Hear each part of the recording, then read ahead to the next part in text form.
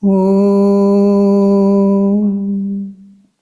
Sthapakaya cha dharmasya sarvadharmasvarupine avatara varishtaya Ramakrishnaya te namaha Yathagner dahika shakti Ramakrishne stita hiya Sarva vidya swarupam tam Sharadam pranamamyaham Namah Shriyati Rajaya Vivekananda Suraye Satchit Sukha Swarupaya Swamine Tapaharine. Namaste to you all.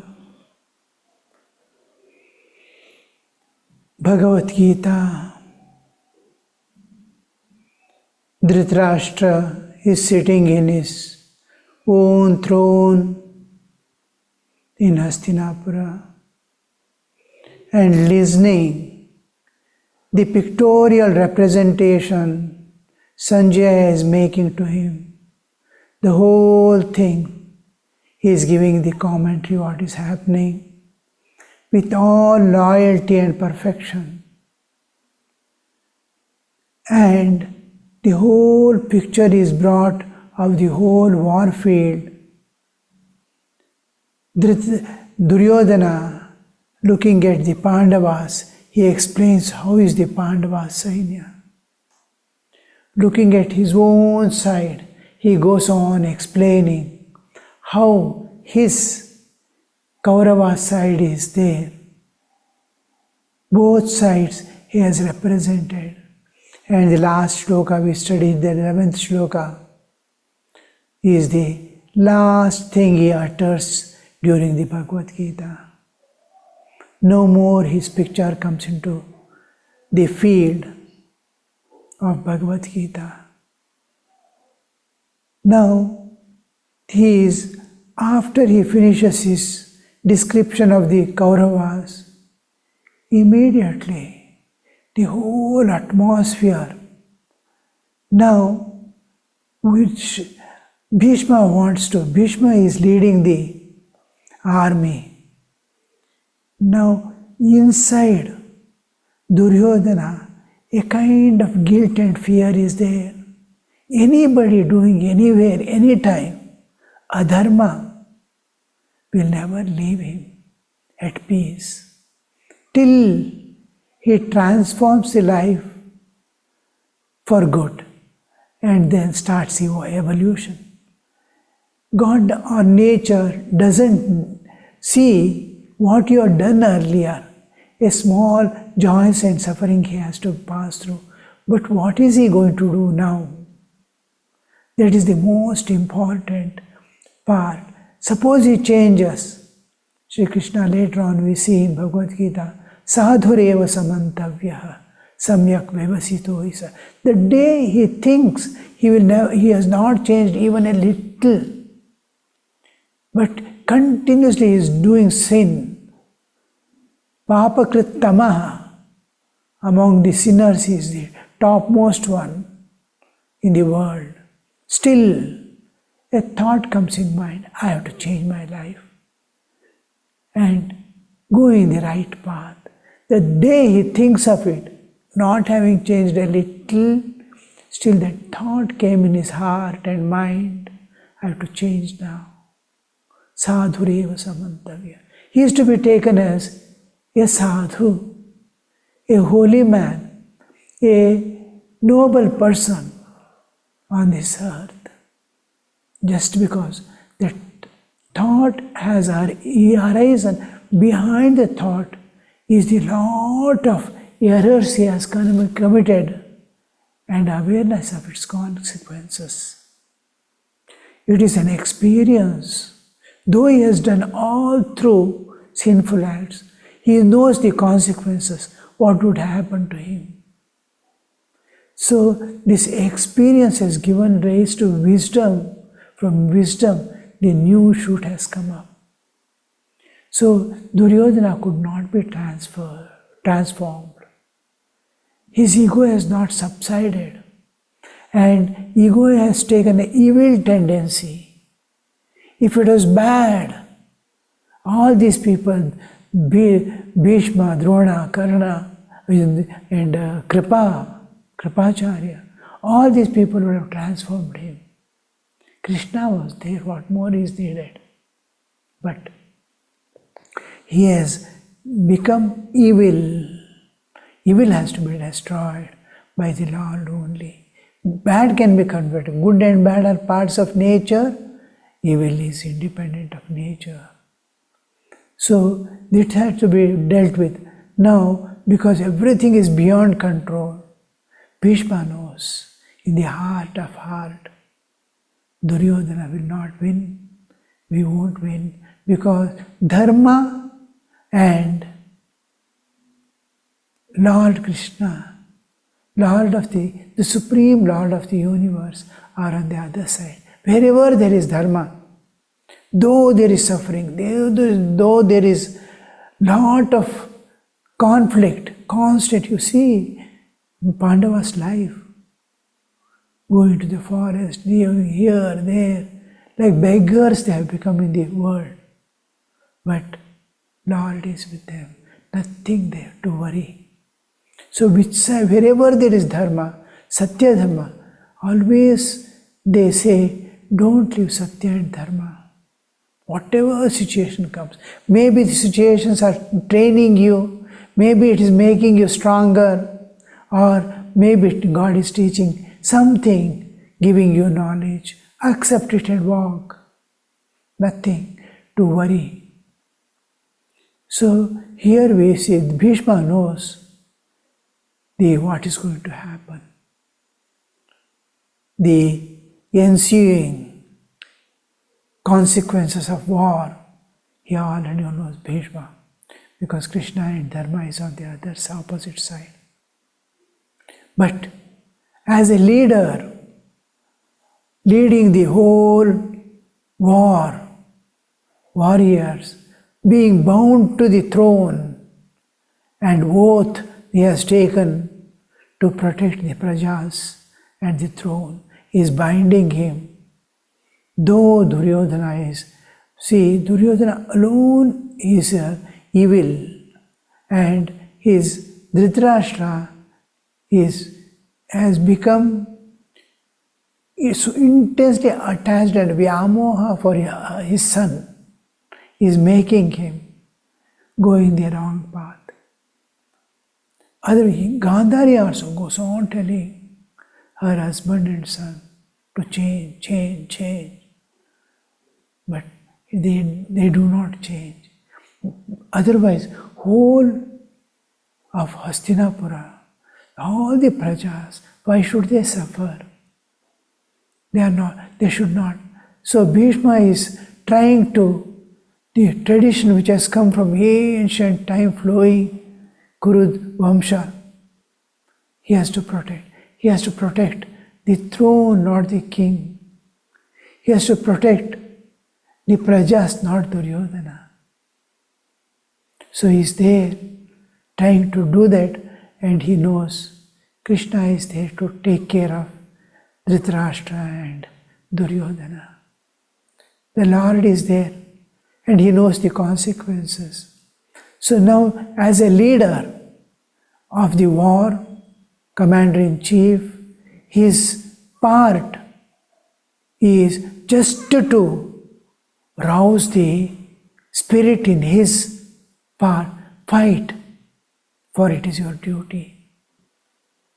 Now, for that, Bhishma blows his conch. He blows the conch. The blowing of a conch is Shankha, Shankhanada.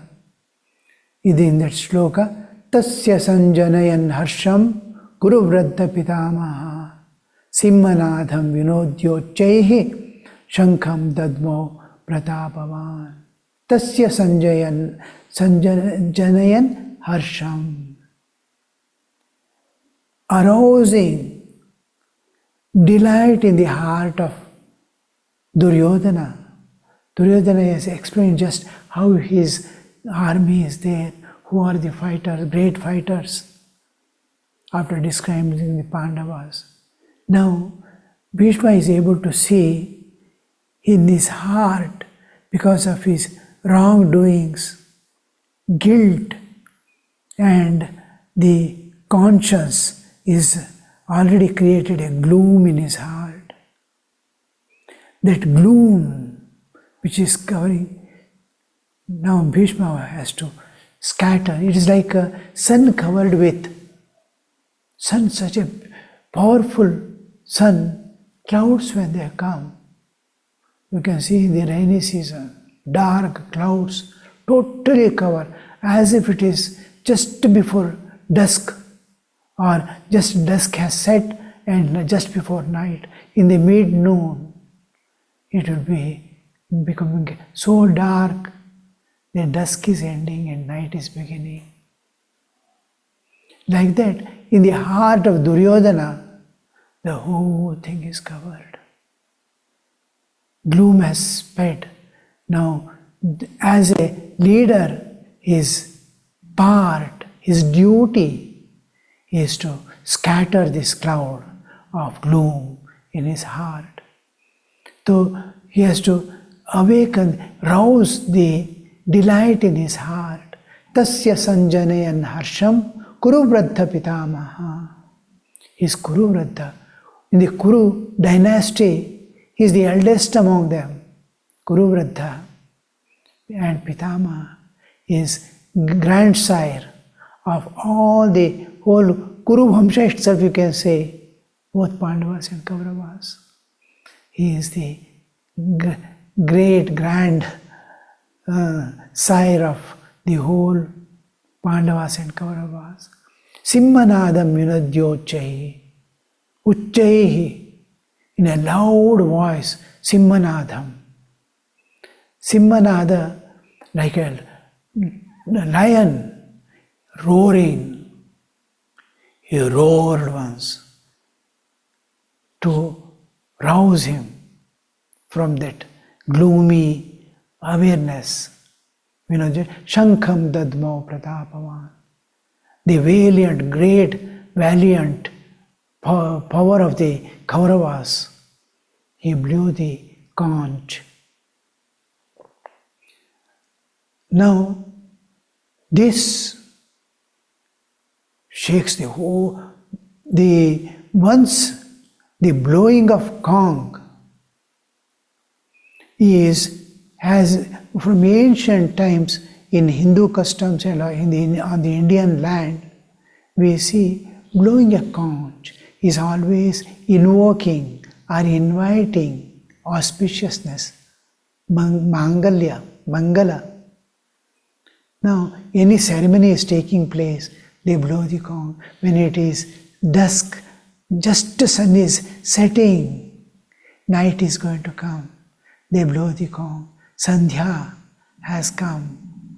Similarly, any great saints and all coming, especially in Bengal, you can see the conch is blown. Now, like that, she's blowing. Conch has a great significance here in the Mahabharata and Bhagavad Gita especially. It is invoking auspiciousness at the beginning of a ceremony. And this war is a cosmic ceremony. Krishna is there, Lord of the universe. For Dharma Samsthapana has come. And here he is blowing the conch first time.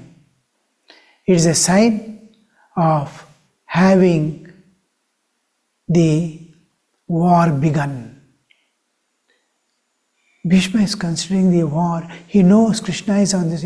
Dharma Samsthapana is the part of the Krishna, and he has come down. It's an auspicious thing. Though millions of people are going to die, in Bhishma's heart, the Lord has given the right understanding. He's not an ordinary person. He's one of the Ashta Vasus. So he intuitively knows, though with the physical body he might not have realized, and he has Ichamrityu, and he is blowing. It's a cosmic ceremony going on, beginning, where truth and dharma is bound to triumph. No, the Satyameva Jayate. Truth alone triumphs. So, by blowing gong, Bhishma is accepting the ensuing end of the what war would be facing. It's going to end, he knows. Dharma will win, Pandavas will win. That ensuing the end, which is going to be the auspicious thing for the world, that he is blowing the gong. And he is, as well as this law of nature, he is accepting the law of nature. What nature would do now? Nature is very sensitive. How we are yielding to our own karmic load and the momentum we have gained in our lives after lives, what we call vasana, how nature is managing, you see. The nature's plan is evolution of jiva. So he is accepting the nature's law, rhythm, and then will of God. May his will be done. He is blowing, may his will be done. And it was a message to Pandavas. Pandavas are there, especially to Arjuna. He is sending a message, worry not, Dharma is on your side and Dharma will win. Nothing to worry. When next you see Krishna and Arjuna are going to blow immediately as a response. Enjoy. And it is a salutation to Krishna. He is saluting Krishna before taking up the arms. He has to take the arms now. The conch is blowing down to the Lord. It is a making pranam. The conch is blowing. And in this act, he is bowing down to Krishna for having supported the dharma. He is supporting the dharma. He is bowing down to it. I am bowing down to you who is supporting the dharma and getting engaged in the fulfillment of his divine mission of dharma samsthapana. You have entered into dharma samsthapana act now today, especially with giving that Bhagavad Gita to which we are studying now, to this world. Of course, Kamsavada is over. This is also a part of the play, teaching how pure love, where body doesn't interfere, nor mind, that pure love, heart alone flowing, he showed in his Balya and Tarunya. Yavana, he came to destroy the evil Kamsa. Now he is giving message to the world. The whole picture of this universe, what is Jiva, what is Ishvara, what is Prakriti, everything is, he opens the secret and gives Bhagavad to this world. For doing that, Bhishma is blowing this conch. He is bowing down to that act of his mission. What we need, here, in particular this verse, in our life, what is there to learn? Is most important part that we have to. One is, do your duty diligently, honestly, with loyalty. What is he doing now? And the second is, filling the people with zeal to move along their resolution, sankalpa. Now Duryodhana, he is on the wrong path, but he has entered into gloom. He has to make him now get engaged in the war like all other warriors. Now, knowing his all defects, you can, he knows everything Duryodhana is doing, and he just wants he to be filled, all his whole war field. Kauravas are looking at Duryodhana only.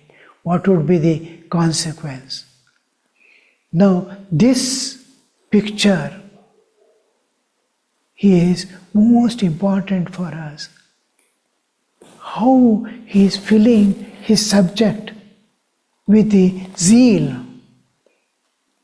Only Duryodhana, he wants you. Now your duty, for having come to this stage, now your duty is to fight.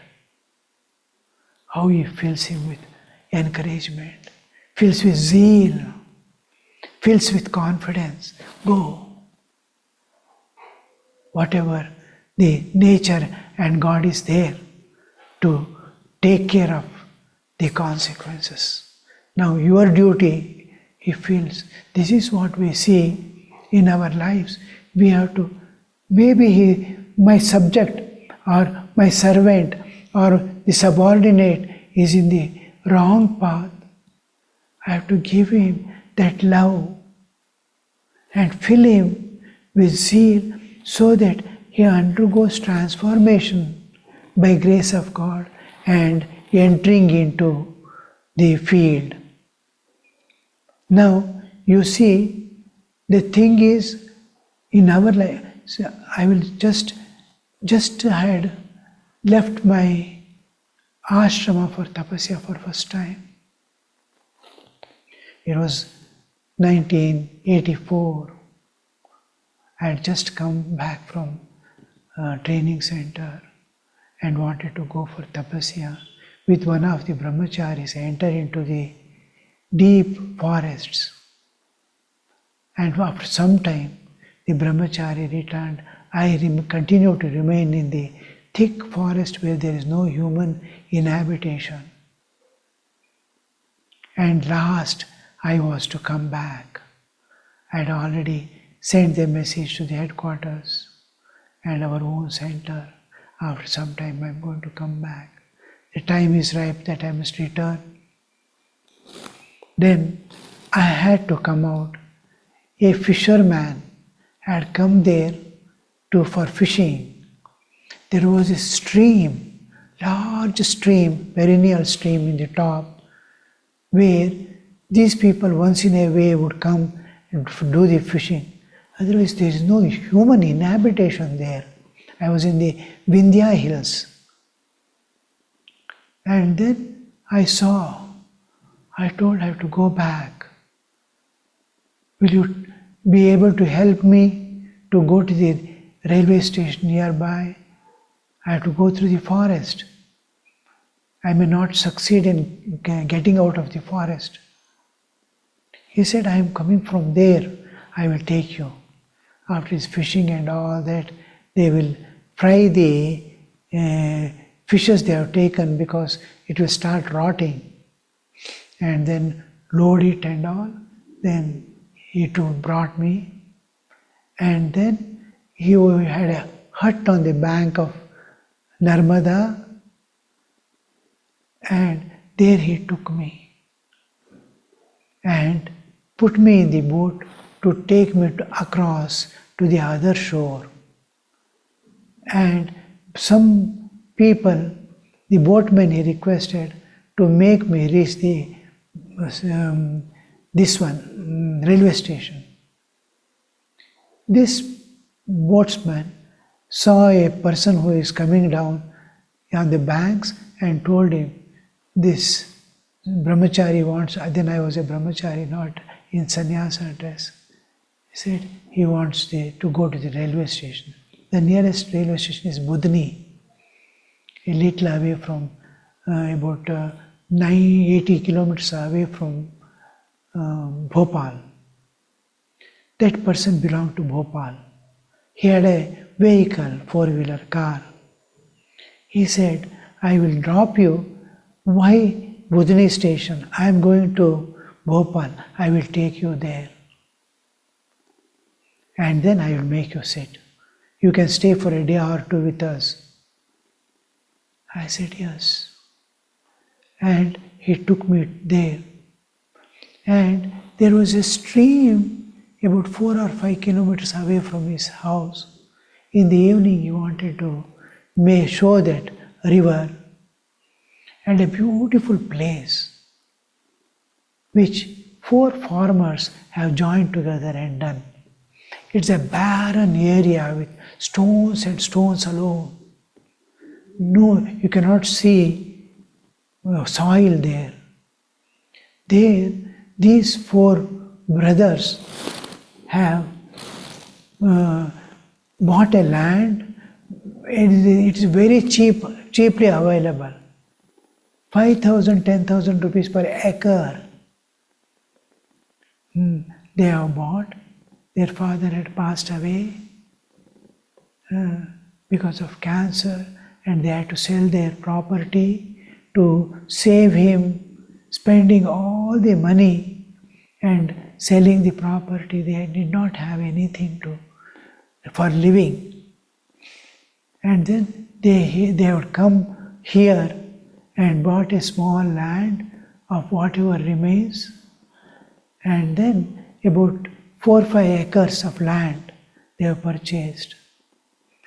From the remaining money that they had sold, within 50,000 rupees, they have bought a land of 5 acres. And then it's a barren land. Just above, about a kilometer away, is a stream passing. They have made a canal and brought in their field water flowing down in torrents. Now they have designed the flow. Wherever there is rock, to fall from the rock. And then all around, they have collected mud and sand from here and there and made a beautiful their land. In the center, number of trees and they are planted, and water flowing here and there, and then on all sides they have their where they grow their crops. The 4 huts they have built, their own small huts, grass roof, and they started living. And we were filled with joy the way in which they receive us, they treat us, villagers, native people, and the whole thing. This is one Swami there, after they have lost all hopes in life, has done that to these people. Don't get disheartened. Things will happen like this.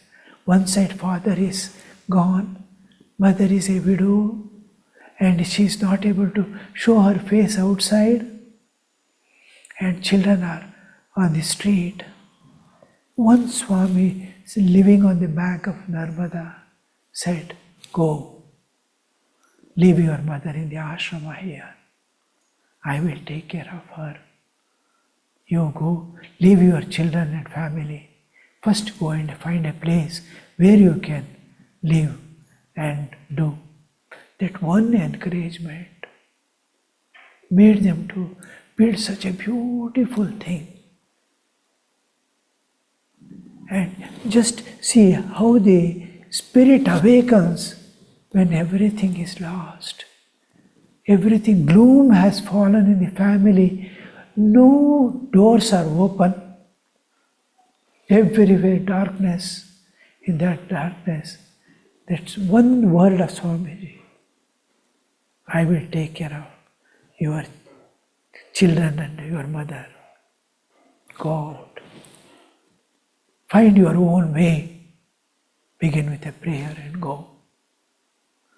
That completely lost and fallen suddenly wake up. Yes. And how he awakens that inner potential. 3 days he makes them stay there after they sell the property. And then tell them the Atmic principle. Why are you worried what Krishna is going to do now? Nothing to worry, nothing is lost. You never came with anything. You came bare, not even clothed in this world. And you are going to go away in that way. Why are you worried about this? Now find. Everything is within you. Work out. How your father fared. How he acquired land. How he managed whole thing. Go. That one thing transformed their whole life. And again there was light everywhere. This is what Bhishma is doing. The conch has that significance. That significance is to awaken his own group as a leader.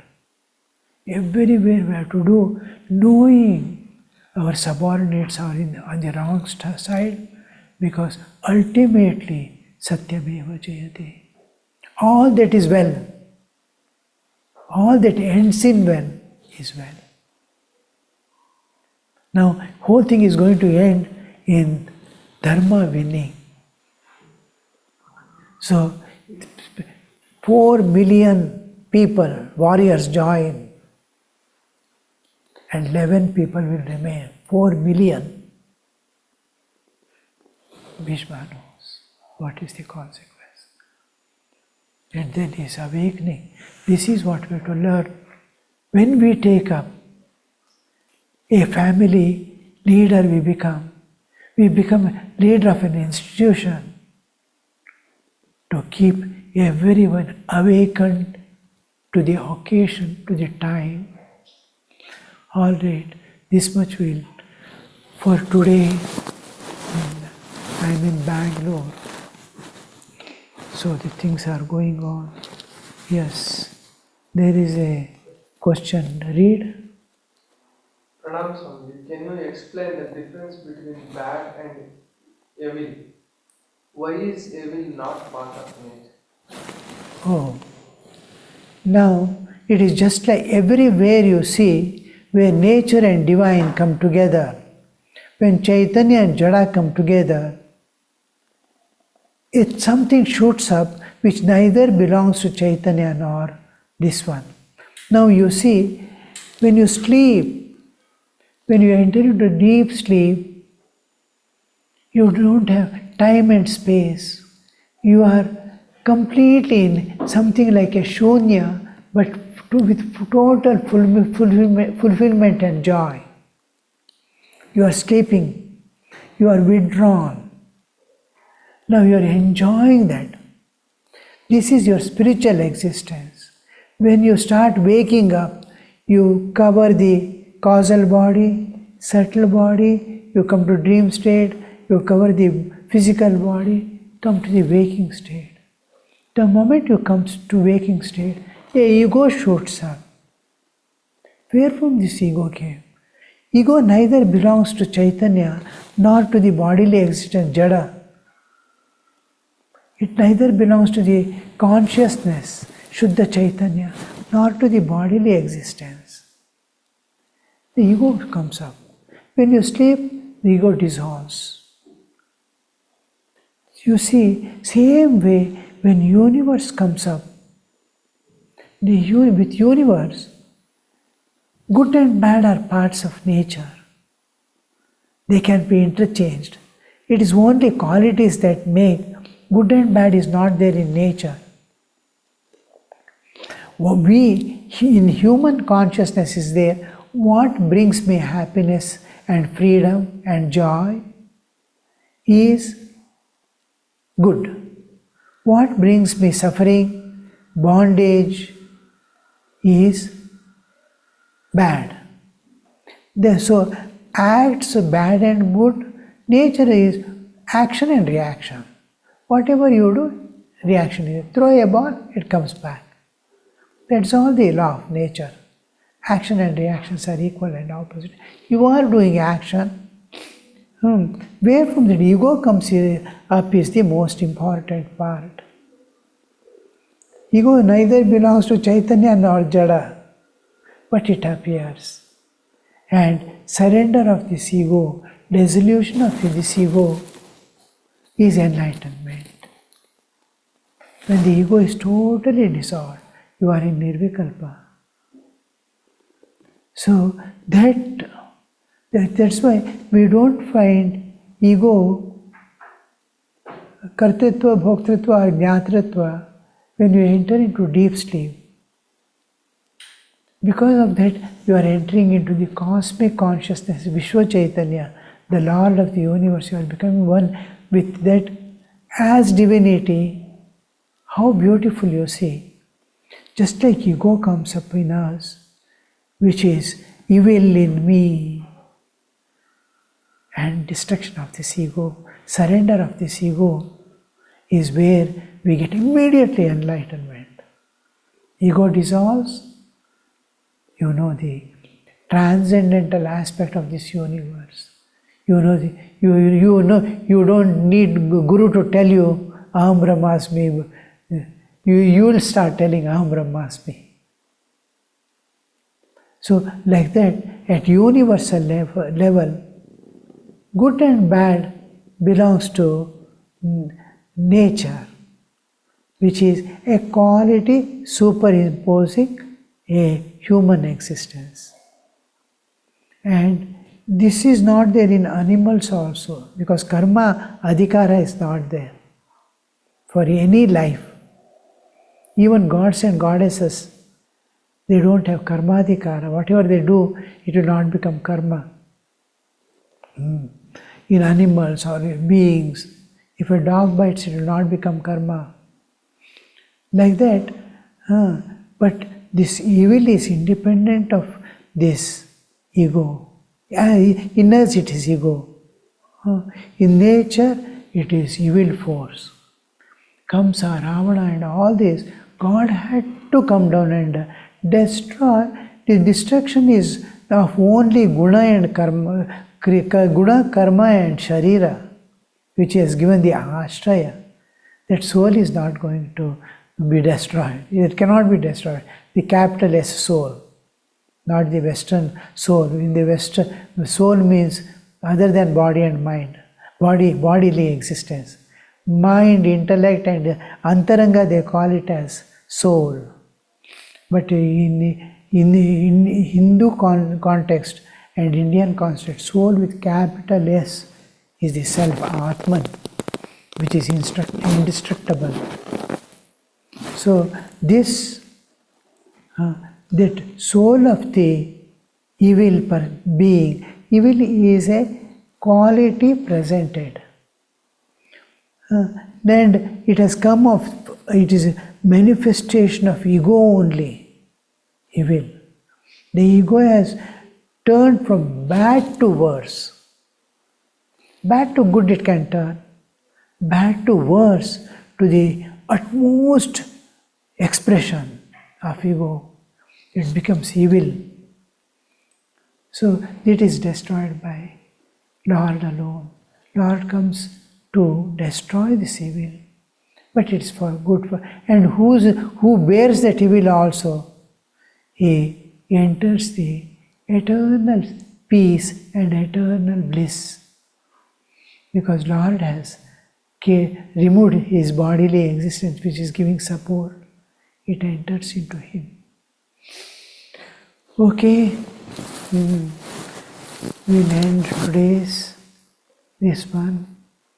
Om Shanti Shanti Shanti Harihi Om Tat Sat Shri Ramakrishna Arpanamastu.